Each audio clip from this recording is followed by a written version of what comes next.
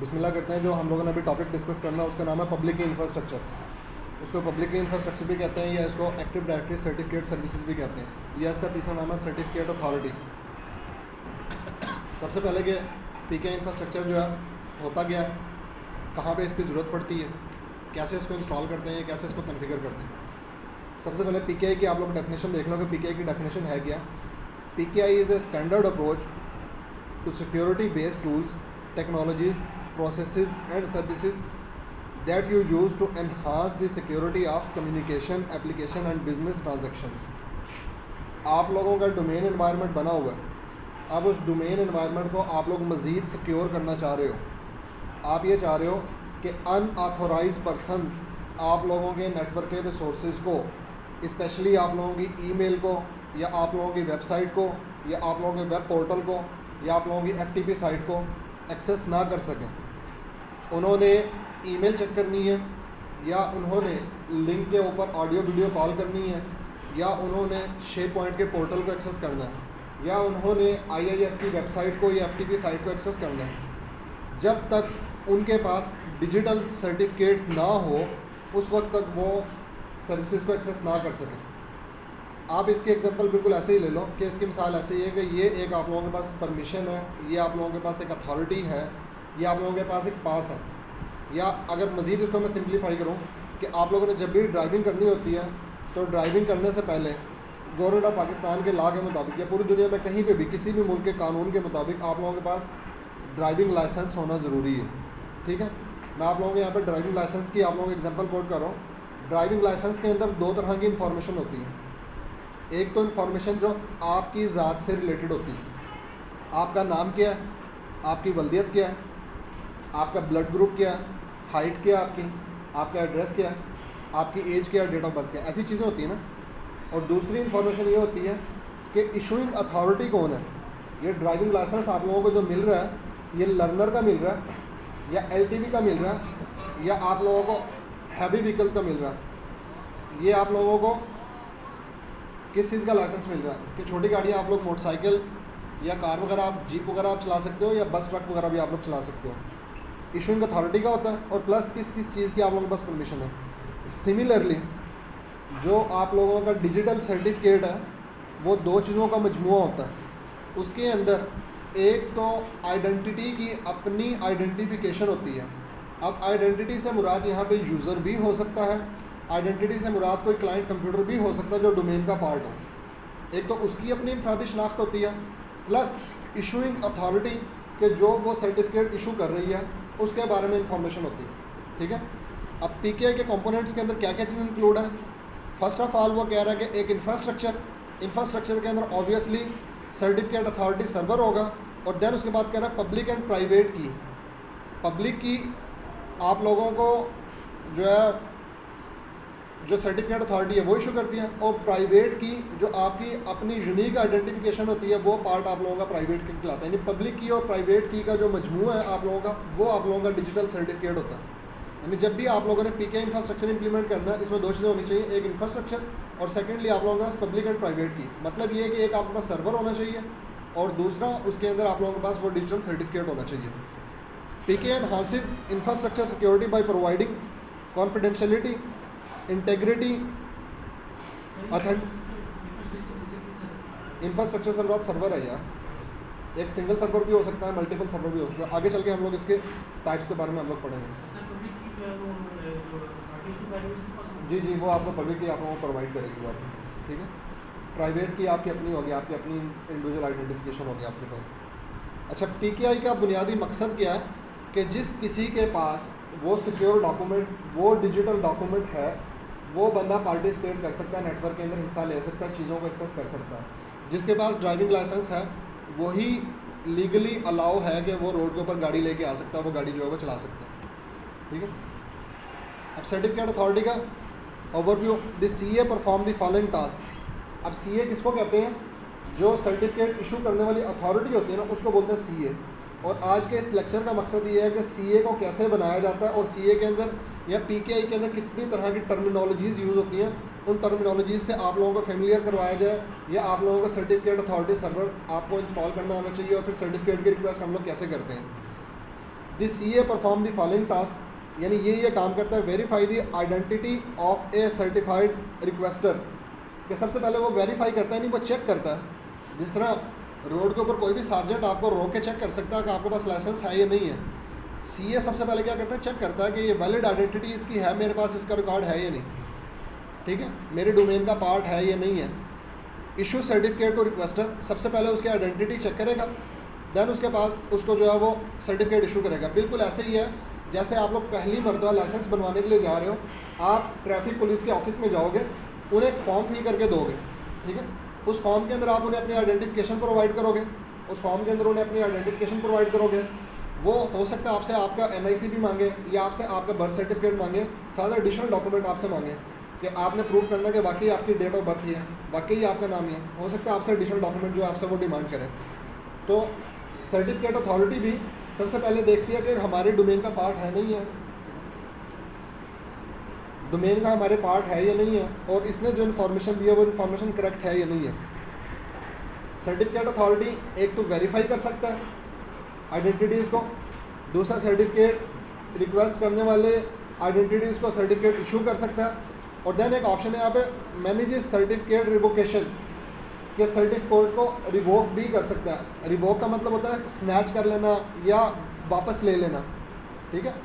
मिसाल के तौर पे पाकिस्तान के अंदर तो ऐसा नहीं है, लेकिन बाहर के मुल्कों में ऐसा है कि अगर आप फ्रिक्वेंटली आप लोग रूल्स की वायलेशन करो अगर आप लोग, तो आप लोगों का टिकट इशू होता है, 1 वार्निंग 2 वार्निंग 3 वार्निंग, और उसके बाद फिर आप लोगों का लाइसेंस मनसूख हो जाता है, यानी कि अब आप ऑथोराइज नहीं हो गाड़ी चलाने के।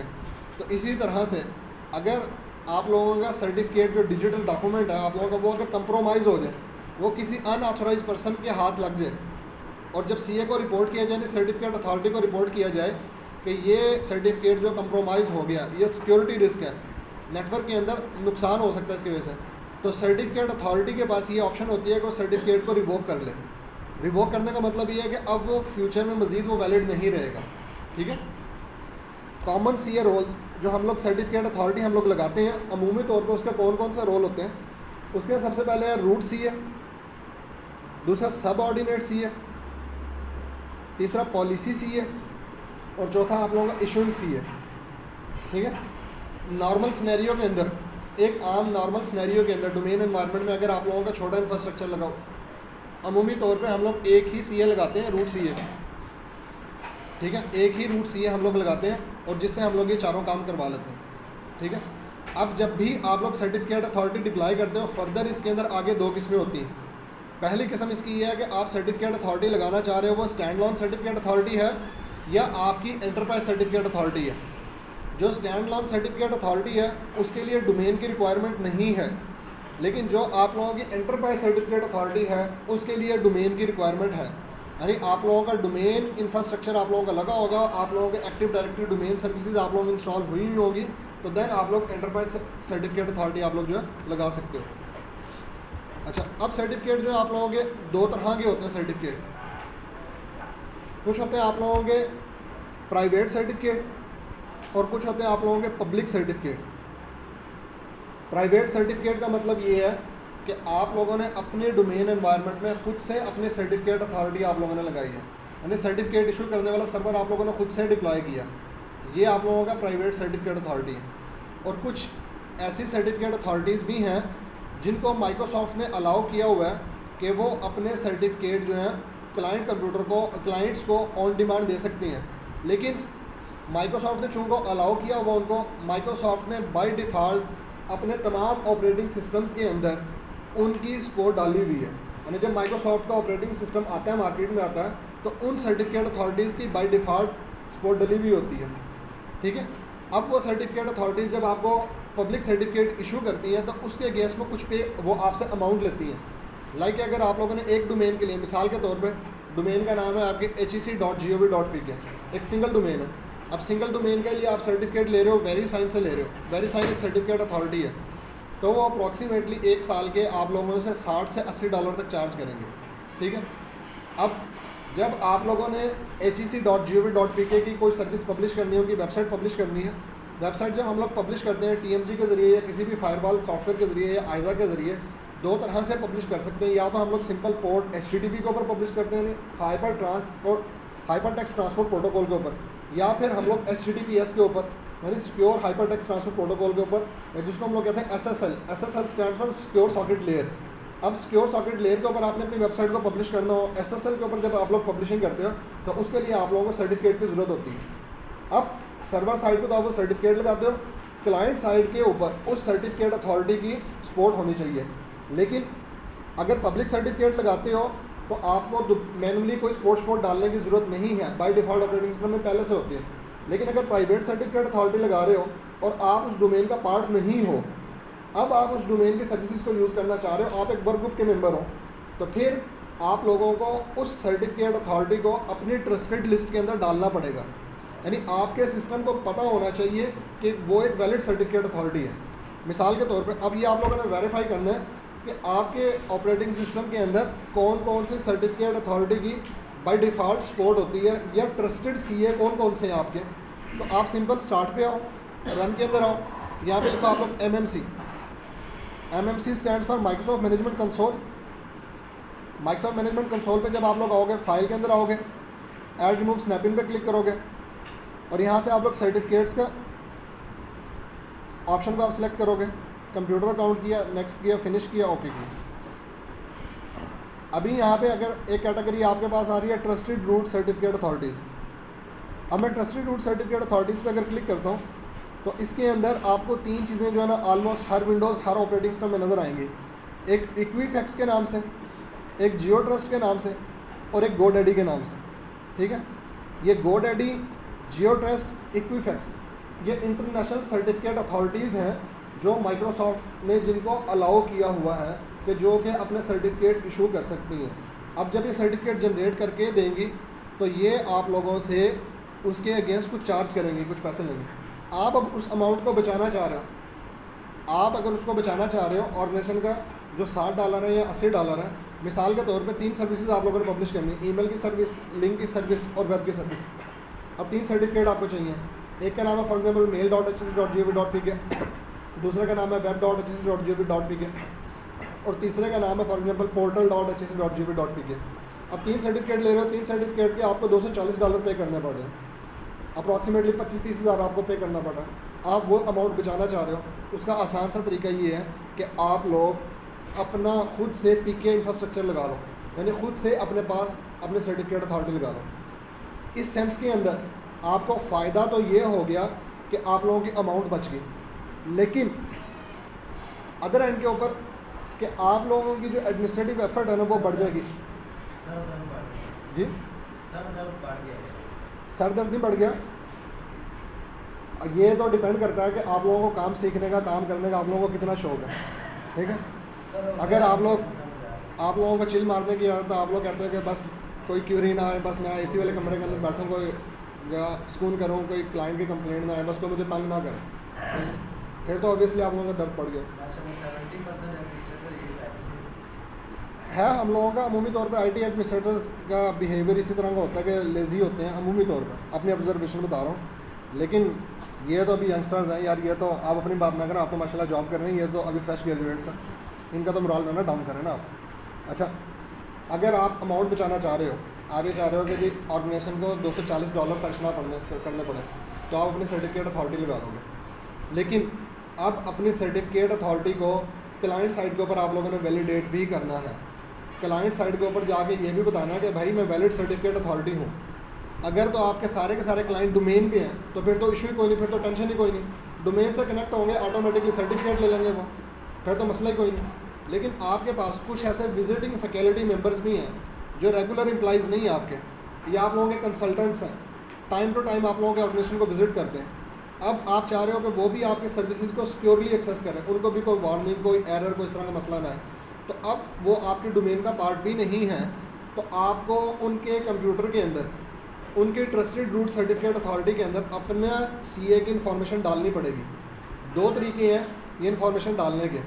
एक तरीका तो ये है कि अगर एक आध कंप्यूटर है तो आप उसके ऊपर राइट क्लिक करें, ऑल टास्क के अंदर आएँ, इंपोर्ट पे क्लिक करें, नेक्स्ट पे क्लिक किया, ब्राउज़ पे क्लिक किया, जिस सर्टिफिकेट अथॉरिटी को आप लोग वैलिडेट करना चाह रहे हो, आप बताना चाह रहे हो कि ये ट्रस्टेड सर्टिफिकेट अथॉरिटी है, उस सीए का कोई एक सर्टिफिकेट पकड़ के, मिसाल के तौर पे मैं आपको यहाँ पे दिखाता हूँ, ये पन के नाम से, पाकिस्तान एजुकेशन रिसर्च नेटवर्क के नाम से एक सर्टिफिकेट अथॉरिटी हम लोगों ने किसी ज़माने में लगाई थी। तो उसका सर्टिफिकेट पकड़ के मैंने ओपन पे क्लिक किया, नेक्स्ट किया और फिनिश किया, ठीक है।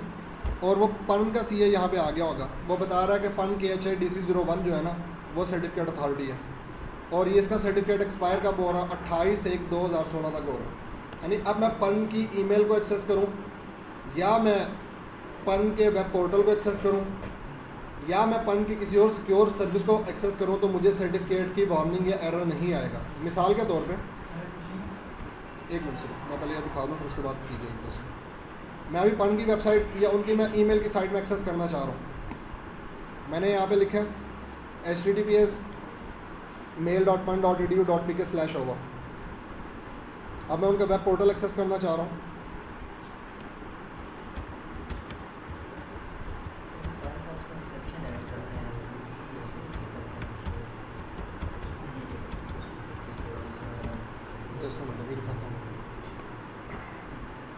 आप लोग अगर गौर से देखो तो मैंने यहाँ पे एड्रेस क्या टाइप किया, HTTPS की है ना। अमूमी तौर पर वेबसाइट जो है HTTP के ऊपर पब्लिश हुई होती हैं, तो ये सिक्योरली पब्लिश हुई हुई है। प्लस यहाँ पे एक लॉक का निशान आ रहा होगा।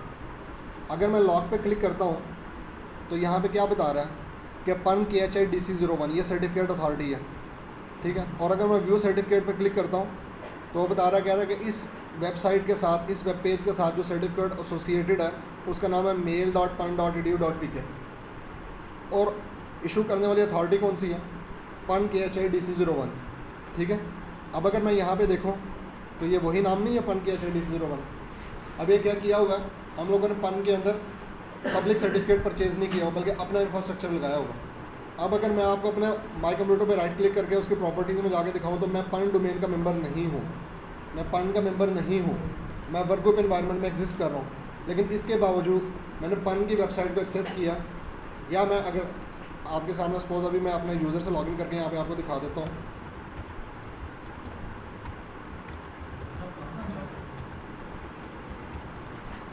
जॉब नहीं करते, जॉब एक जगह पे करते हैं। हम लोगों को कंसल्टेंसी का काम है कि हम लोग जो ना एज ए कंसल्टेंट काम करते हैं।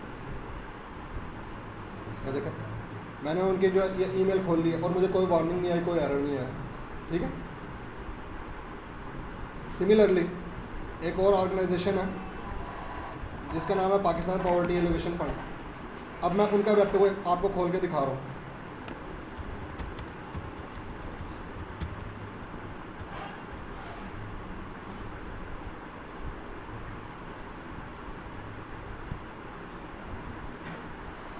ये भी इनके देखें HTTPS के साथ पब्लिश है, और इसके ऊपर भी लॉक का निशान आ रहा है, यानी सिक्योर सॉकेट लेयर के ऊपर पब्लिश हुई भी है। और इनका जो इशूइंग सर्वर है उसका नाम क्या, email.ppf.org.pk, ठीक है। ये सर्टिफिकेट का नाम PPF-DC01 has identified the site. अब मैं व्यू सर्टिफिकेट पे क्लिक करूँगा तो यहाँ पे मुझे बता देगा इशूड बाई PPF-DC01-CA, यानी ये PPF की सर्टिफिकेट अथॉरिटी का नाम है। अब PPF तो नाम आप लोगों ने पहली बार सुना होगा, माइक्रोसॉफ्ट को तो नहीं पता कि PPF क्या चीज़ है। अब PPF ने जो अपना इंफ्रास्ट्रक्चर लगाया, PK इंफ्रास्ट्रक्चर, उन्होंने भी अपना लगाया हुआ। लाइक हम लोगों ने उनके सर्टिफिकेट कॉस्ट बचाने के लिए हम लोगों ने क्या किया, उनकी प्राइवेट सर्टिफिकेट अथॉरिटी लगा दी, ठीक है।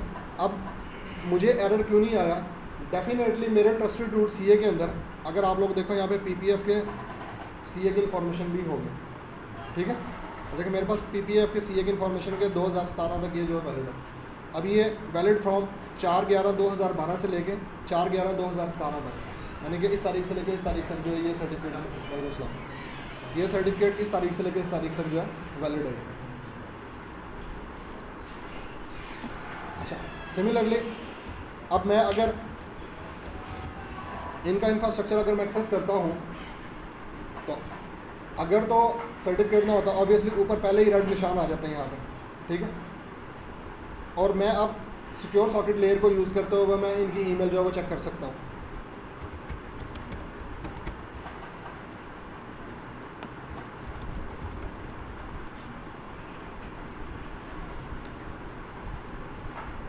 ये थोड़ा जो स्लो रिस्पांस मिल रहा है ना, उसकी रीज़न ये है कि नेट की स्पीड स्लो, ठीक है, कोई वार्निंग नहीं आई, कोई एरर नहीं आया, और मैंने इनकी जो है ईमेल एक्सेस कर ली। आपको मैंने 2 एग्जांपल्स दिए हैं। ये जो 2 एग्जांपल्स मैंने आपको दिए हैं पाकिस्तान एजुकेशन सर्च नेटवर्क की या पाकिस्तान पॉवर्टी एलिवेशन फंड की, इनके जो सर्विसेज ईमेल की पब्लिश हुई हुई हैं, SSL के ऊपर पब्लिश हुई हैं, यानी HTTPS पर पब्लिश हुई हुई हैं। ऑब्वियसली साथ इनके एक सर्टिफिकेट बाइंड हुआ है, सर्टिफिकेट एक लगा हुआ है, ठीक है। अब वो सर्टिफिकेट इशू करने वाली अथॉरिटी कौन सी है? वो हम लोगों का प्राइवेट सर्टिफिकेट अथॉरिटी है। फ़ायदा तो प्राइवेट सर्टिफिकेट अथॉरिटी का ये हुआ कि बाय डिफ़ॉल्ट हर किसी की ऑपरेटिंग सिस्टम में इसकी सपोर्ट नहीं है। जिसको पता होगा कि ये ट्रस्टेड रूट CA है, वो लोग कम्युनिकेशन कर सकते हैं, यानी थोड़ा सा ज़्यादा सिक्योर हो गया। लेकिन अदर एंड पे नुकसान क्या हुआ कि जो डोमेन यूज़र्स हैं वो तो ग्रुप पॉलिसी के ज़रिए सर्टिफिकेट ले लेंगे, लेकिन जो नॉन डोमेन यूज़र्स हैं, नॉन डोमेन यूज़र्स के लिए हमें हर एक कंप्यूटर पे जाके मैनुअल MMC खोलेंगे और ट्रस्टेड रूट CA के अंदर जिस तरीके से अभी मैंने आप लोगों को बताया, आप लोग उस सर्टिफिकेट अथॉरिटी के सर्टिफिकेट को आप लोग इंपोर्ट करोगे। इस प्रोसेस को मज़ीद ऑटोमेट भी किया जा सकता है, यानी आप लोग पावर शेल का स्क्रिप्ट लिख सकते हो या आप लोग इसकी कोई बैच फाइल इसकी बना सकते हो। उस बैच फाइल के अंदर आप लोगों के सर्टिफिकेट पढ़ो और साथ आपके कमांड वो क्या करेगी, ये सारे प्रोसेस को ऑटोमेट करके खुद ब खुद आप जस्ट डबल क्लिक करोगे उसके अंदर इंपोर्ट कर देगी आपके। अच्छा, अब अगर आप लोगों ने ग्रुप पॉलिसी के अंदर आप लोगों ने सर्टिफिकेट को डालना हो तो अभी मैं उसको खोल के तुम दिखा रहा, मेरे पास एक SOP बना होगा, वो मैं आपको यहाँ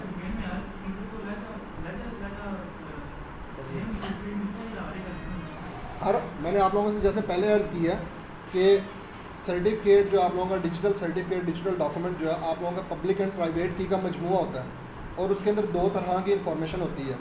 एक उस आइडेंटिटी की इंडिविजुअल आइडेंटिफिकेशन, यानी उस यूज़र की या उस कंप्यूटर की या उस सर्वर की इनफरादी शनाख्त, और दूसरा इशूइंग अथॉरिटी के बारे में इंफॉर्मेशन होती है कि इशूइंग अथॉरिटी कौन सी है। सिमिलरली जिस तरह लाइसेंस जो है, लाइसेंस के अंदर आप लोगों की ज़ात से मुतल्लिक़ इन्फॉर्मेशन होगी, प्लस जो अथॉरिटी लाइसेंस इशू कर रही है उसकी इन्फॉर्मेशन होगी, और ये लिखा होगा कि लाइसेंस किसके लिए, लर्नर का लाइसेंस है या आप लोगों का LTP का लाइसेंस है या HTV का लाइसेंस है, किस मकसद के लिए लाइसेंस है।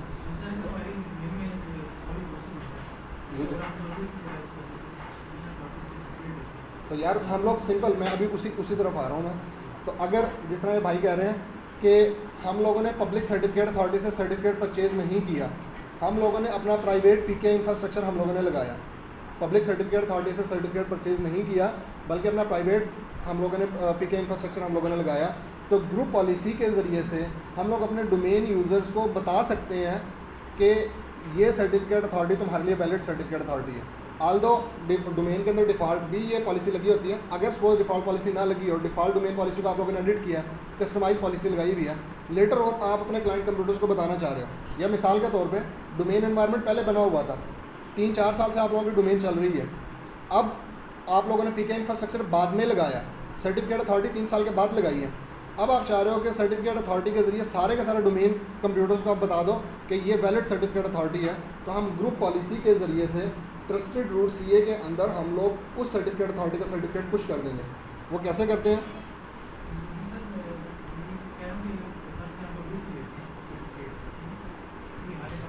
अच्छा भाई ये कह रहे हैं कि अगर हमारे डोमेन के अंदर 200 बंदा, अगर हमारे डोमेन के अंदर 200 बंदा और हम लोगों ने पब्लिक सर्टिफिकेट अथॉरिटी से सर्वर लिया हुआ, सर्टिफिकेट लिया हुआ सॉरी हम लोगों ने, तो हमारा PC किस तरीके से वैलिडेट होगा? यही क्वेश्चन है ना आपका?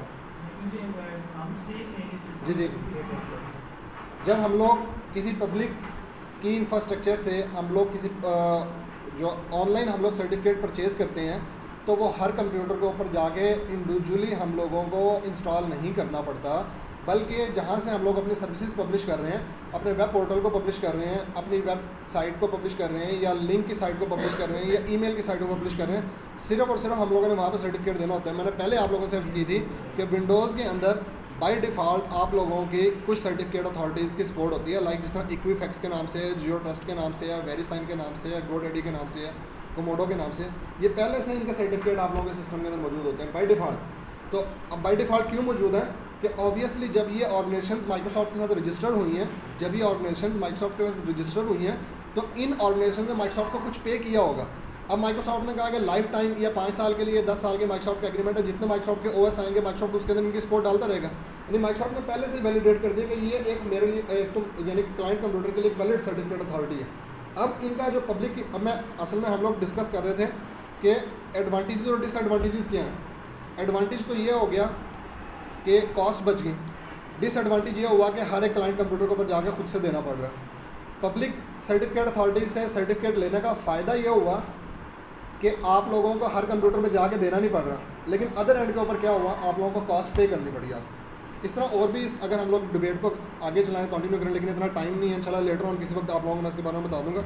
अभी मैं आप लोगों को बताना चाह रहा था कि अगर हम लोग डोमेन कंप्यूटर के ऊपर आके, एक्टिव डायरेक्टरी के ऊपर आके अपने ग्रुप पॉलिसी के ज़रिए से अपने डोमेन कनेक्टेड कंप्यूटर्स को बताना चाह रहे हैं कि फ़लाँ सर्टिफिकेट अथॉरिटी तुम्हारे लिए वैलिड सर्टिफिकेट अथॉरिटी है, तो वो हम उसको कैसे बताएंगे, उसका प्रोसीजर मैं आपको दिखा देता हूँ यहाँ पे। जी, ग्रुप पॉलिसी के ज़रिए।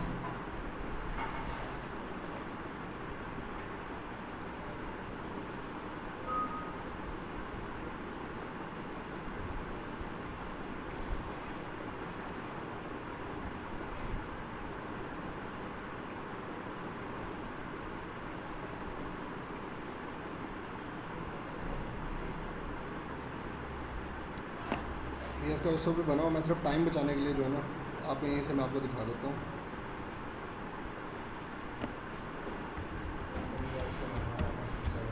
जी आज के लिए हमारा चल रहा है, ये आप GPS में है सर, तो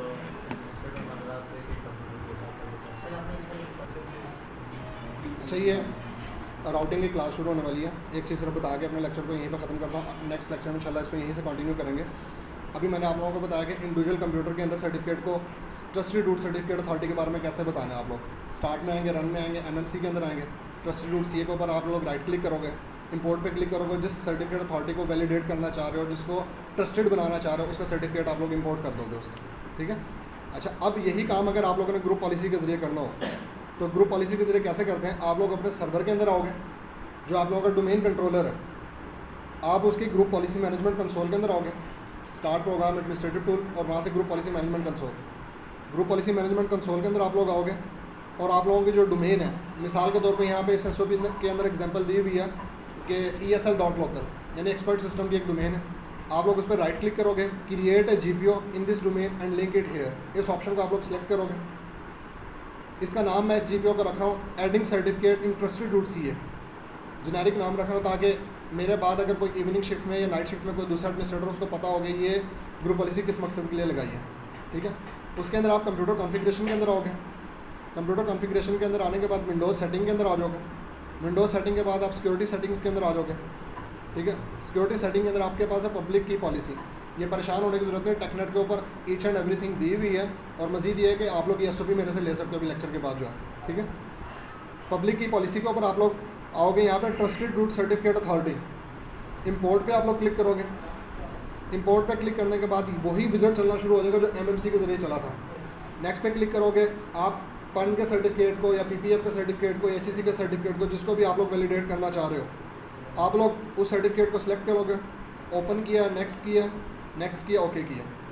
जब ये आपके पास पॉलिसी लग गई तो अब इस पॉलिसी को आप लोगों ने राइट क्लिक करके आपने इन्फोर्स कर दिया, ठीक है। और ये यहाँ पे इसकी आप पॉलिसी सेटिंग में हम लोग डिटेल से पढ़ेंगे इंशाल्लाह ग्रुप पॉलिसी का। आप लोगों ने तो पहले ग्रुप पॉलिसी पढ़ी हुई है ना, आप लोगों को मैं चलो डिटेल से करके दिखाऊंगा ग्रुप पॉलिसी कैसे लगाते हैं। तो जब ये ग्रुप पॉलिसी लग गई तो अब क्लाइंट कंप्यूटर पे सिर्फ जाके एक कमांड देनी है आपने, GP update/force, या क्लाइंट कंप्यूटर्स को रिस्टार्ट कर देना।